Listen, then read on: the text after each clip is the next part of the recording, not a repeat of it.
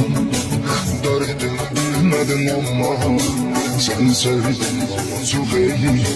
Sen beni sevmedin ama her şey bir anda oldu. Sevgimi sözüm bitirdin. Hayatım karanlık oldu. Beni bilenim yitirdin.